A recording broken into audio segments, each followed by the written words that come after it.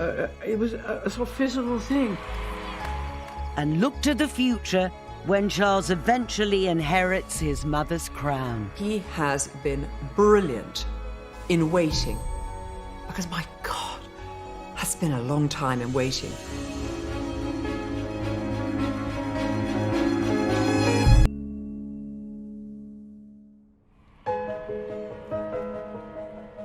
Queen Elizabeth II is the ultimate matriarch.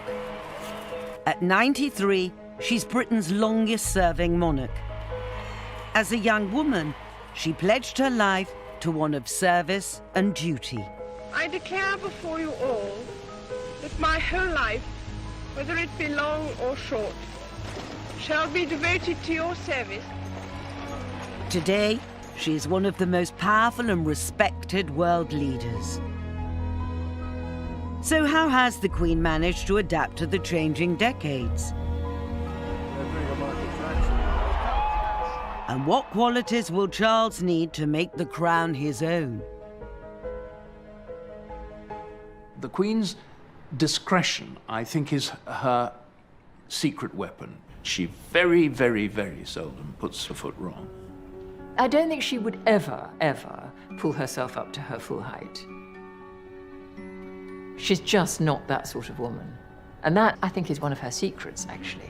Poise, dignity, gravitas, immense stamina. It is a 24/7 job. It's not one of those jobs that you can say, oh, I'm not going to work today. My lords and members of the House of Commons. As head of state, much of the Queen's work requires a serious, steadfast approach. The Queen works every single day of the year, and when I say work, they are her red boxes. Red boxes have government papers, and she doesn't get these boxes once a day. She sometimes gets them 3 times a day. Yet those that know her reveal she has a much more mischievous side.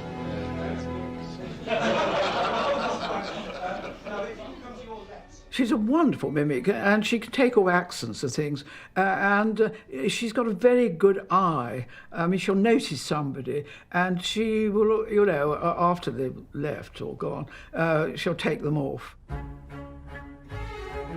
Every year, the Queen goes into a toy shop at Balmoral and buys a number of small toys for the children. And while she was in the shop, this American lady said to her, "Gee, honey, you look just like the Queen." The Queen said, "How reassuring." Royal photographer Ken Lennox has photographed the Queen for over half a century. He's seen how the Queen's dry sense of humour has carried her through some tricky situations. It's the Queen talking to her shepherd, which she did once a year, and he would relay to her how the flock had gone that year, and he would address her in a very, very thick Aberdeenshire accent. It actually has a name for the language called the Doric. And the Queen is laughing because she can't understand a word that he was saying to her.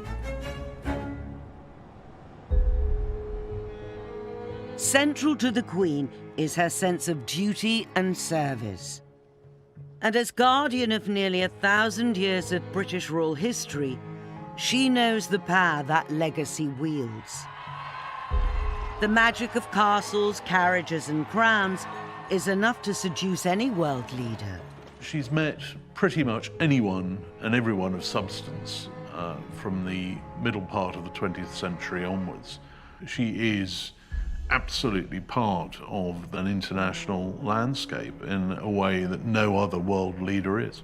She recognizes, I think, that she is not famous because of who she is, but it's because of what she is.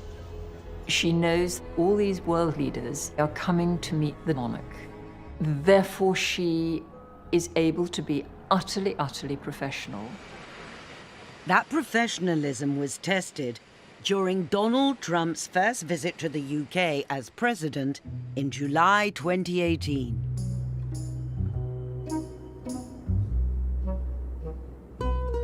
Either he's been very badly briefed or he's forgotten, so that when he meets the Queen, he doesn't bow as he should have done. And then when they're walking together, he walks in front of her. Nobody walks in front of the Queen. And yet the Queen seems completely unmoved by all of this and just sort of shoos him on a bit. Despite the protocol faux pas, the Queen got on with doing what she does best. They'd only allotted 20 minutes in the diary for this meeting. In fact, it overran by twice that length. It was a huge success by all accounts. She's always going to be the most important person in a room, but she doesn't have a sense of importance. One of her favourite jokes is if a phone goes off, she says, "Oh, that must be somebody very important." So although she has a great sense of herself and, you know, she is the Queen, but she's still Lilibet. Lilibet Windsor was thrust onto the world stage with the sudden death of her father on February the 6th, 1952.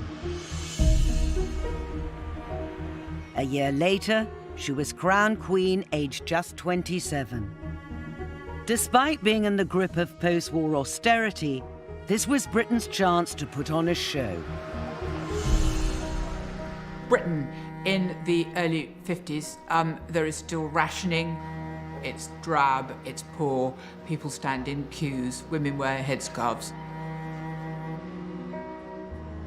Prime Minister Winston Churchill famously said, "You can't have coronations while there are bailiffs in the house." So Britain had to look great. This couldn't go wrong. There was so much riding on it. It was a huge feat of organisation with 29 bands and 13,000 soldiers. There was a feeling that Britain now had to re-establish itself after war, after austerity, after the end of empire, and royal ceremonial is the best way of waving the flag for brand Britain. A huge wave of cheering travels with her, pouring along the Mall as though it would lift her and carry her on her way. On June the 2nd, 1953, up to 3 million lined the streets of London to witness the arrival of the new Elizabethan age. Waiting at the Abbey was 20-year-old Lady Anne Cook, today Lady Glenconner. I remember standing at the door, and suddenly we heard the roar, and we knew she was coming. And the roar got louder and louder and louder. And then round the corner came this golden coach. The colour and the music, I mean, it was like a sort of Disney film. I mean, absolutely unreal. Lady Anne had been handpicked to be one of the Queen's 6 maids of honour. We all had to be daughters of earls, marquises or dukes. And we were treated, rather fanciful perhaps to say this, like a girl band.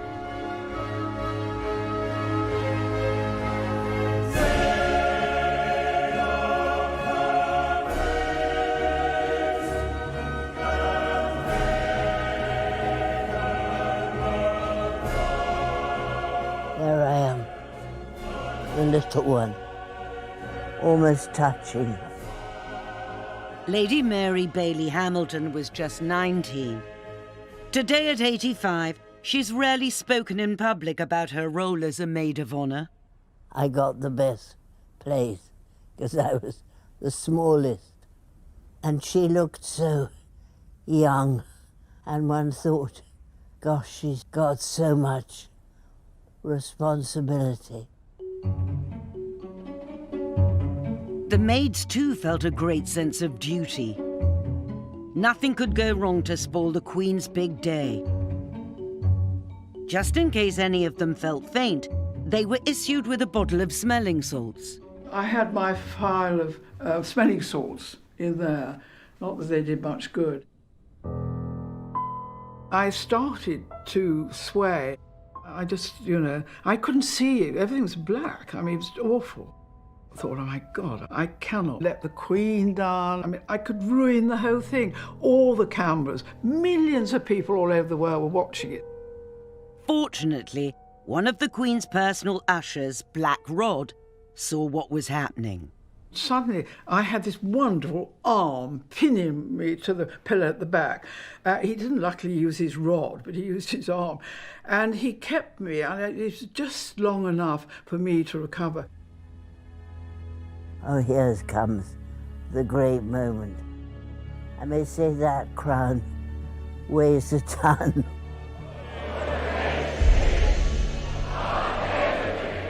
We all thought we were part of history.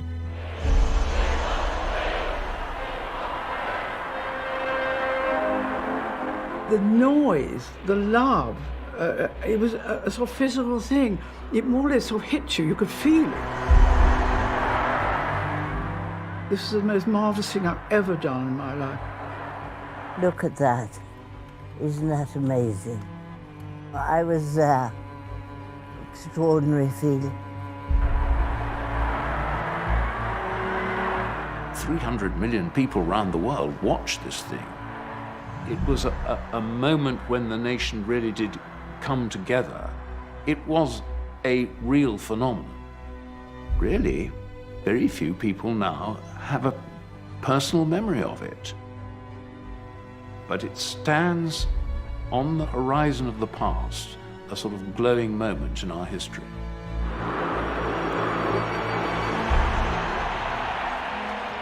Since the coronation, the diminutive Queen has emerged as a giant on the world stage.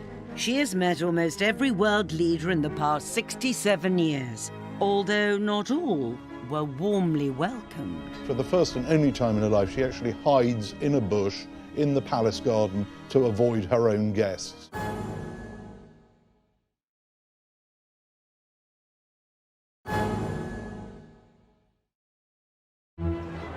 For more than 6 decades, a huge part of the Queen's success has been her visibility. Ever since the spectacle of the coronation, she's gone to extraordinary lengths to be seen. Not only in Britain, but around the world. The Queen's job is terribly easy and impossibly difficult. She has to smile and wave, and she's pretty good at doing that. But she also has to relate to her subject. She can't just be the gloved hand in the gold coach. She has to be seen, as she says, to be believed. She knows that people have come to see her. She knows how important that is. She recognizes that there's something that is a big deal in people's lives, something that they will talk to their children and their grandchildren about the day they met the Queen.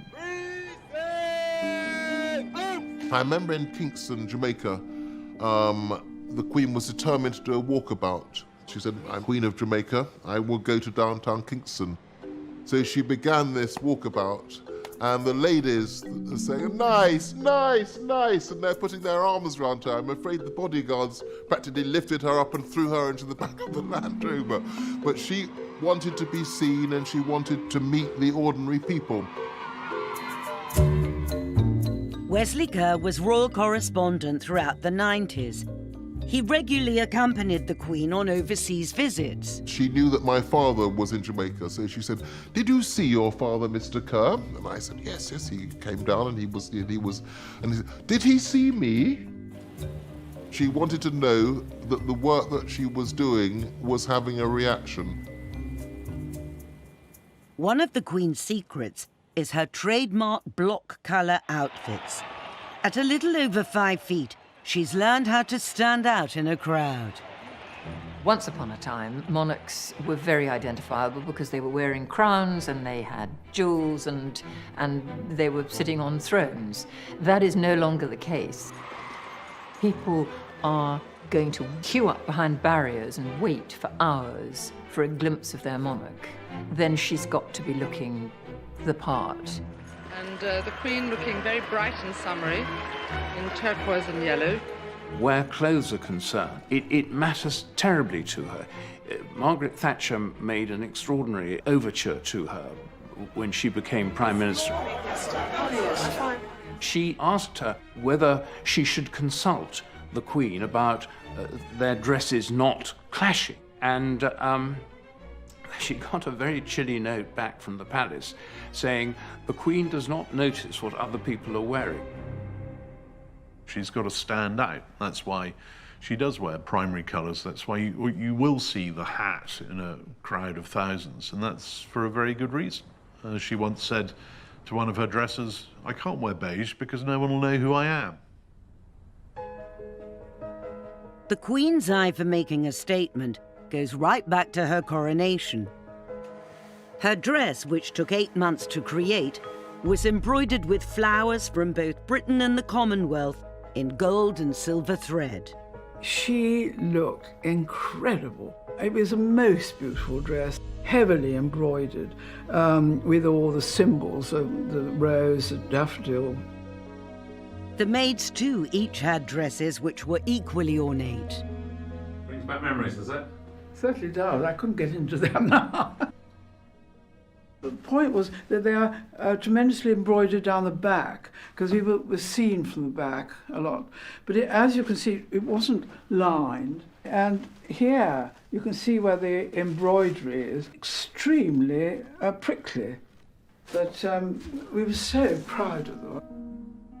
Throughout the months of preparations, every effort was made to keep their dresses a secret. The last rehearsal, we were told to wear our dresses. They said, wear a shawl, to hide it. Well, when we left the Abbey, there was quite a wind, and my shawl got whisked away, and to my horror the next day, front page, she didn't know it was a secret. And I thought, oh, help, how awful. The Duke of Norfolk is bound to ring me up now and say, look, I'm terribly sorry, Anne, but you can't take part. It is a piece of history. Lady Mary has also kept her precious dress. Well, what I think is lovely is that I can show it to my children and grandchildren. I haven't got any great-grandchildren yet, but hopefully I will have soon, and they will think, goodness me, what's that? Because it was very beautiful. This dress is on stamps, it's on coin, everywhere. You turn on the television, quite often there's a picture of the Queen at her coronation with us behind carrying the tray. It's an iconic dress, isn't it? Nearly 70 years later, the coronation still stands as the finest example of British royal pomp and pageantry. As a young queen, Elizabeth was quick to learn the power of perfectly executed royal ceremony.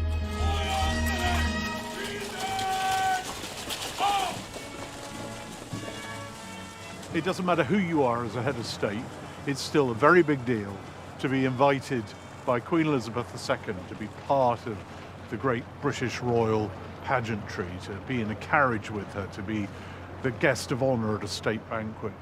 It's one of the great tools, if you like, in the British diplomatic armoury. The Queen pays the most extraordinary attention to detail. She cares passionately about the accommodation that visiting heads of state will have. She will inspect the rooms herself. She will choose what books should go by their bedside. When she gives a banquet, she will inspect the table, and everything is done with a tape measure. She is a very, very accomplished hostess. While it is the Queen's job to wine and dine, it's not her job to choose her guests. That's the preserve of the government of the day. And occasionally, the guest list has caused considerable panic at the palace. Yes, indeed. Every now and then over the years, I'm afraid the government has invited one or two shockers. President Mobutu of Zaire was definitely a low point, particularly when his wife smuggled her pet dog through customs. The Queen was very unhappy about that. But there was another state visitor who was even worse than the Mobutus. 5 years later, arrived from Romania, Nicolae and Elena Ceausescu, the nadir in the Royal Visitors Book. Nicolae Ceausescu ruled communist Romania with an iron grip for nearly 25 years. Yet despite his despotic reputation, by the mid-1970s, he was willing to stand up to the Soviet bloc. The government think maybe this is a man we could do business with behind the Iron Curtain. He may be ghastly. In fact, we know he's ghastly, but let's get him here nonetheless. At the National Archives, Daily Mail journalist Robert Hardman has unearthed a stack of documents which reveal the worry that Ceausescu's visit caused. The press have started to question the Foreign Secretary, David Owen, and say, why are we inviting this monster to come to Britain? And here is a background briefing sent from David Owen's private secretary to the Foreign Secretary, and this is an extraordinary handwritten note at the top. Who did agree to this visit, writes David Owen. Did I? If I did, I regret it. Do you remember writing that? Well, I've read it. I certainly, absolutely, I think the answer is that, at various stages you can technically stop it. But I mean, it's purely technical. I mean, the repercussions of blocking that visit would have been huge. Somebody asked me why I didn't mention it in my memoirs. I said, I'm trying to forget that it ever happened. Years later, it emerged just how much the Queen had disliked her guests. So much so that while walking in the gardens at Buckingham Palace, she made a very unregal quick exit. She once told a lunch guest, who in turn told me of the occasion when they were staying, and she took the corgis out for a walk in the palace garden, and she could see the Ceausescus coming the other way. And thinks, I can't face talking to them. So for the first and only time in her life, she actually hides in a bush in the palace garden to avoid her own guests. The Queen puts up with having many different people, but Ceausescu was too much for her. She made it quite plain. She didn't like that visit. Years afterwards, she would still refer to Ceausescu as that frightful little man. Despite the awkwardness of Ceausescu's visit, the Queen's decades of experience carried her through. But occasionally, some of her guests have tried to get a little too familiar. President Reagan put his hand on the Queen's lower back to escort her to the ranch. We all couldn't believe it. With the Queen's record-breaking reign spanning nearly 7 decades, she has been a constant in an ever-changing political landscape. From the Suez Crisis to the miners' strike, 9/11 to Brexit, the Queen has seen it all. She has got more political experience than anybody else in the world. She's had the red boxes delivered to her ever since the 1950s, and so she knows exactly what's going on. For the Queen, her vast experience affords her great power.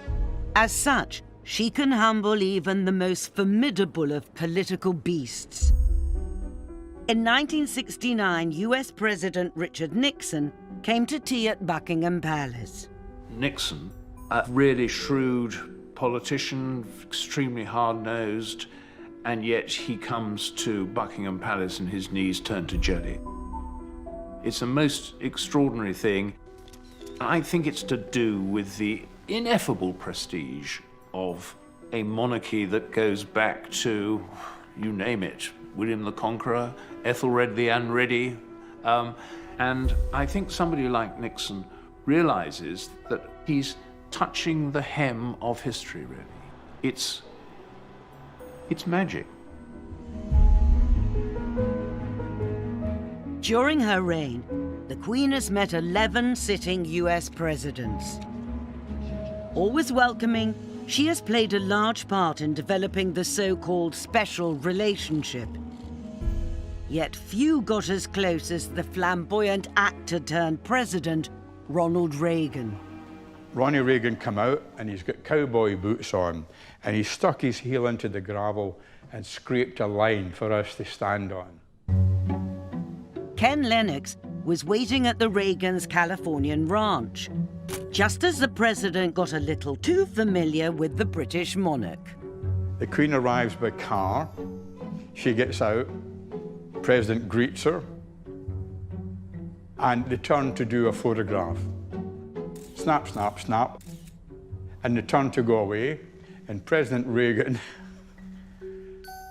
put his hand on the Queen's lower back. We all couldn't believe it. Reagan isn't the only US president to break the royal rules. In 2009, Michelle Obama caused a stir when she put her arm around the Queen. And President Carter raised a few royal eyebrows when he got rather intimate with the Queen Mother. Jimmy Carter kissing the Queen Mother on the lips, and she taking an abrupt step back and saying that, well, no one had done that since her husband died. It's not just over the pond that the Queen works her magic. From day one in the job, she pledged her commitment to the new Commonwealth. Unlike the Empire, which ultimately depended on force, the Commonwealth is entirely a matter of soft power, much of which is forged by the Queen. She took it on when it was just 8 members. It's grown to 53. Many people predicted it was going to fall apart. The fact that it didn't is down to Queen Elizabeth II. As a young black person growing up here in the 60s and 70s, the only major public figure you would see, as it were, with black leaders as an equal, dancing with Kenneth Cowan or greeting Mandela, or, it was the Queen.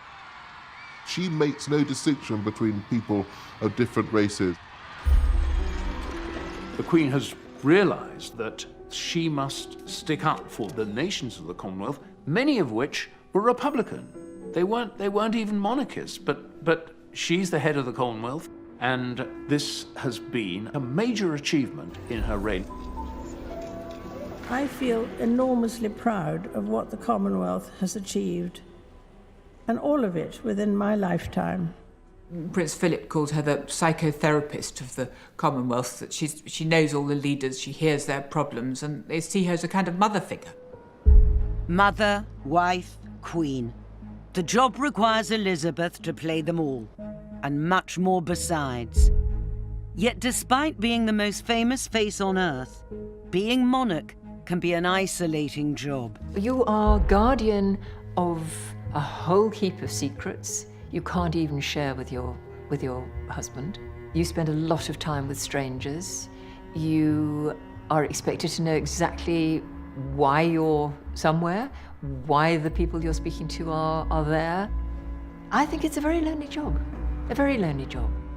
But the Queen has a secret weapon, or as she put it, her strength and stay.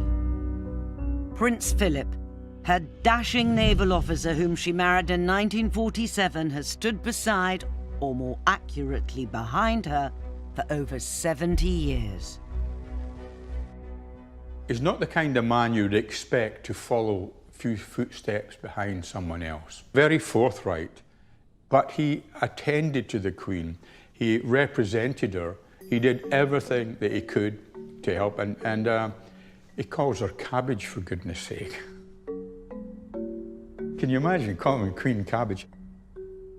Ken Lennox was on the wrong end of Prince Philip's forthright approach when he tried to photograph him twice in one day.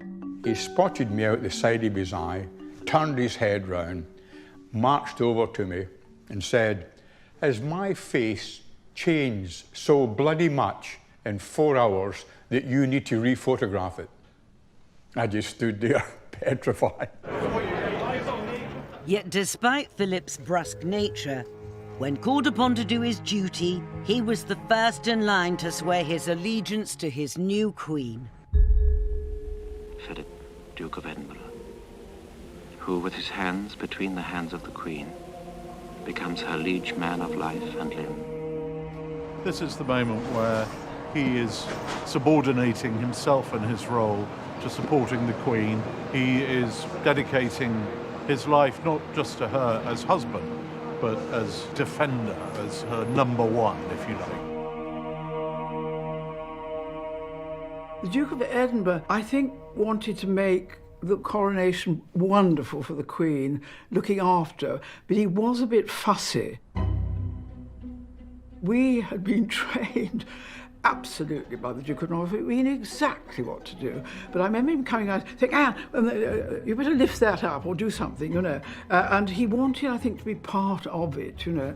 And secretly, one was sort of thinking, oh, do wish he'd go away, you know. we know what to do.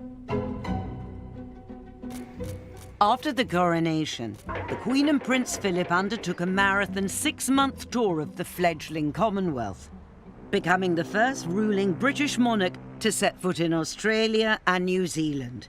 Her arrival sent the locals into a frenzy of patriotic fervour. This is the first time that I have spoken to New Zealanders in their own homeland.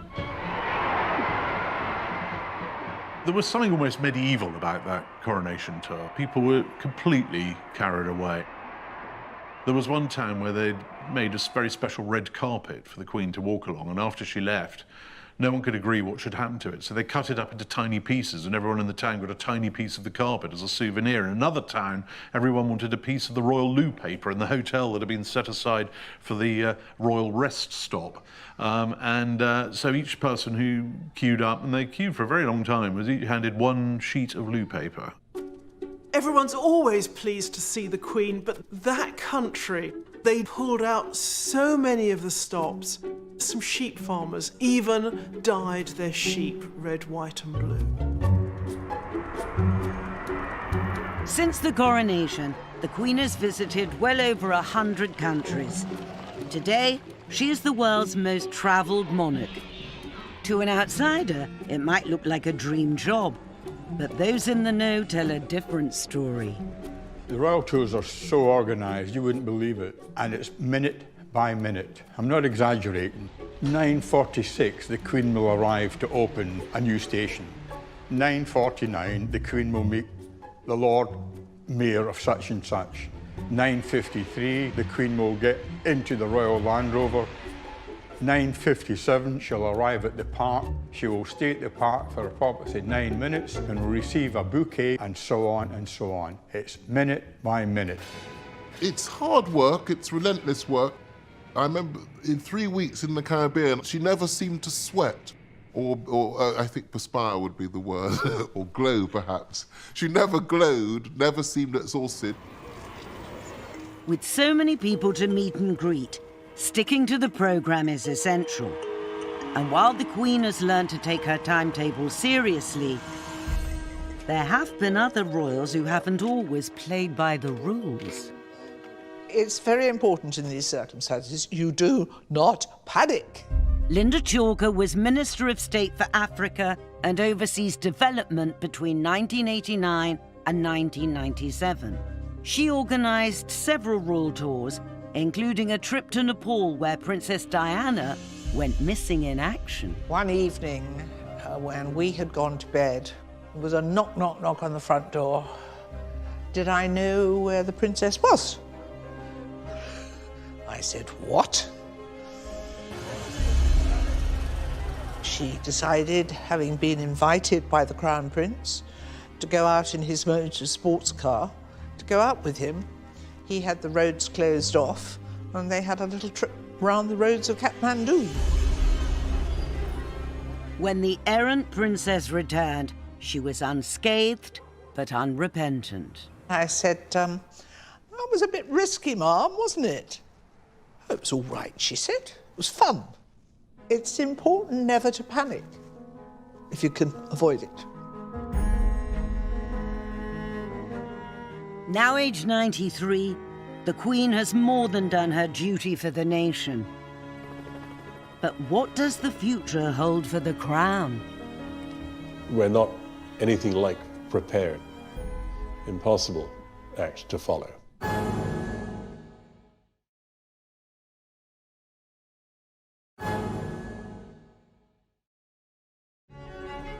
Castles, crowns, and corgis. Holding the top job comes with an array of perks. But for the Queen, none of them meant as much as her beloved royal yacht. Dating back to the restoration of the monarchy with Charles II, there have been a succession of royal yachts. And on the 16th of April, 1953, a crowd of over 30,000 braved the heavy rain to watch the Queen launch number 83. I name the ship Britannia. Sleek and elegant Britannia hark back to an era of great British maritime power. Britannia had an amazing serenity, rather like a small version of those old Cunard liners. And the Queen and the Duke particularly loved it because it was the only one of their many homes that they themselves had chosen the furniture for. The Royal Drawing Room, like many rooms on Britannia, has several pieces of furniture from the Victoria and Albert. It has duck-egg blue walls and a hyacinth blue carpet. Britannia really was a genuine home for the royal family. It could give them freedom, a sense of not having to worry who was looking around the corner. The Queen put it to her crew. She used to say, it's the one place where I can be myself. It was a very important part of all their lives. In her 44 years of service, Britannia would carry members of the royal family on nearly 1,000 trips all over the world. For me, from the household perspective, Britannia was a very welcome floating office.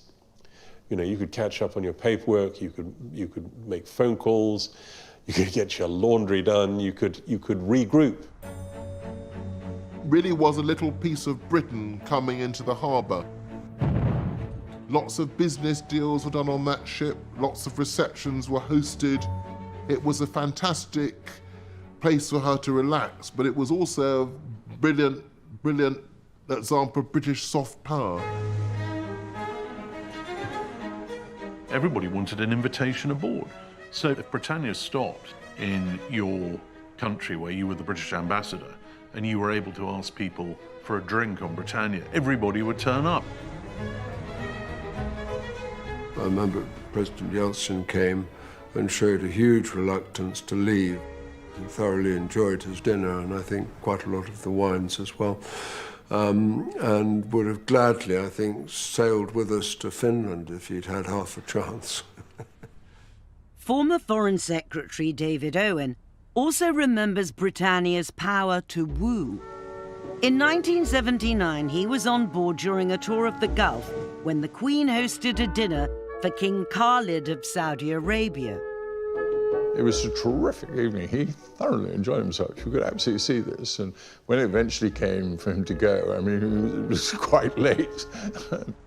And then we suddenly saw a walking stick where he's waving it. And as he went away, he saw 100 yards, 200 yards, 1,000 yards. And he was still waving his stick. And he had the time of his life. So there's no doubt about it that it gave the monarch's visit something very special. After 4 decades and over 1 million nautical miles, the aging yacht was proving too expensive to run. So on December the 11th, 1997, at Portsmouth, Britannia was decommissioned. It was a freezing cold day. We were all on the quayside and there were several thousand former crew members and their families there, as well as the royal family. We were all in tears. It was the greatest vessel in the world. William Evans spent 6 months crewing on the yacht before becoming Lord Louis Mountbatten's valet. All the royal family were at the end in the marquee, the whole lot, everybody was there. Everybody had tears in their eyes. The Queen was streaming with tears. I knew she was upset. She wouldn't show it if she could help it, but she had a tear. She loved it, you see, the freedom.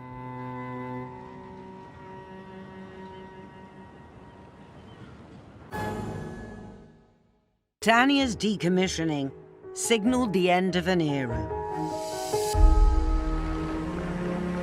At 93, the Queen has ruled longer than any other monarch in our history. But unavoidably, there will one day be a change of reign. I fear that we're not anything like prepared for the end of the present Queen's reign. So whatever follows is inevitably going to be a bit of an anticlimax. Oh, dig that crazy rhythm. Driving you insane. Right. Prince Charles will be king, and he will be the best prepared monarch that this country has ever had. Charles has spent much of his tenure as Prince of Wales being outspoken on a range of issues, from homeopathy and politics to the environment and architecture. What is proposed seems to me like a monstrous carbuncle on the face of a much loved and elegant friend. He's written his spidery letters to ministers asking the sort of questions that we would want answers to. But he won't be able to do that when he becomes king, because constitutionally he'll have to keep his mouth shut. Diana very famously said, "I don't think he should be king." Charles has too many servants, spends too much money, whereas the Queen has always been frugal. I mean, stories about Charles's bed being taken to a house that he's going to spend the weekend in and stuff like that. He denies some of them, but everyone involved said, yes, he does. Charles's personal life, too, has often dominated the headlines. He's got a lot of uncomfortable baggage that the Queen never had. She emerged absolutely pristine onto the throne. He has had a very rackety past. He could do the crucial thing which a monarch shouldn't do, which is to divide opinion rather than unite it.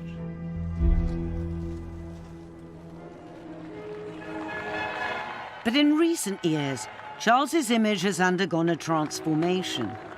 Now happily remarried, today he seems to be enjoying life. I think the nation has changed in its attitude towards Charles. Years ago, we wrote him off as a nutter who talked to his plants, that today he is in a really good place. He has once again got back his joie de vivre. Aha. There'll be snow. He laughs again, he jokes, he's relaxed. The potential for a few flurries over Balmoral. Who the hell wrote this script? And I think that makes him a much better prince, and a much better father, and a much better man all round. You take something like the Prince's Trust, which he started with the contents of his Royal Navy pension in the 70s, and it's become now the largest charitable network in this country. He's used his position to make a serious, tangible difference to the lives of a lot of his future subjects. He is a man who is utterly, utterly dedicated to hard work. He has been brilliant in waiting, because my God, that's been a long time in waiting. Despite Charles's preparedness, he still might have a while to wait yet. I mean, the Queen Mother lived to good old age, and I think the Queen will too. I mean, she's very, very fit. I mean, she's riding. I mean, I saw her riding the other day. Years ago, I remember one of her private secretaries telling her that Queen Juliana of the Netherlands had abdicated. And the Queen just looked at her and said, "Typically Dutch." There is no question the Queen will abdicate. Queen Elizabeth's record-breaking reign has spanned nearly 7 decades of extraordinary economic, technological, and political change. In that time, she has had to balance love with duty. You're not just marrying a person, you're marrying a job. Seen fairy tale marriages become the stuff of nightmares. We were living a lie. We were covering up for the fact that the marriage was dead. Watch her family become embroiled in scandal and gossip. Princess Margaret was so much younger than him, and people were very shocked. They felt he'd taken advantage. and suffered great personal tragedy and loss. The flames seemed to be 200 feet high. You could see it in her face. The emotion was palpable.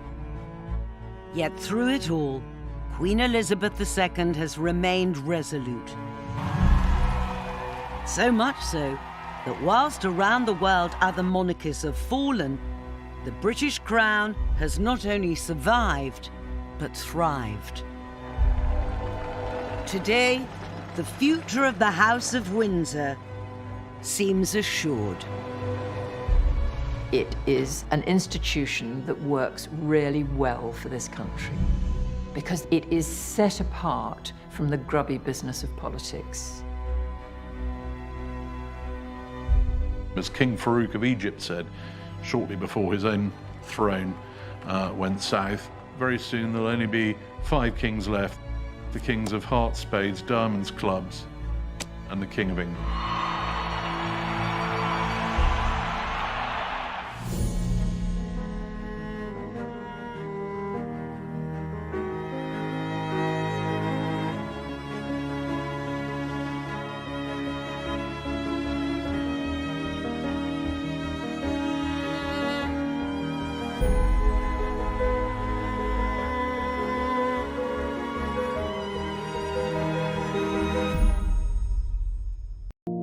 And that, I think, is one of her secrets, actually. Poise, dignity, gravitas, immense stamina. It is a 24/7 job. It's not one of those jobs that you can say, oh, I'm not going to work today. My lords and members of the House of Commons. As head of state, much of the Queen's work requires a serious, steadfast approach. The Queen works every single day of the year, and when I say work, they are her red boxes. Red boxes have government papers, and she doesn't get these boxes once a day. She sometimes gets them 3 times a day. Yet those that know her reveal she has a much more mischievous side.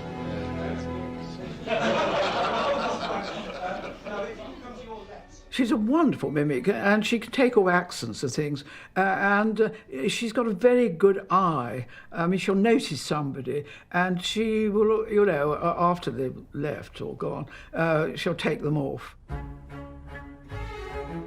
Every year, the Queen goes into a toy shop at Balmoral and buys a number of small toys for the children. And while she was in the shop, this American lady said to her, "Gee, honey, you look just like the Queen." The Queen said, "How reassuring."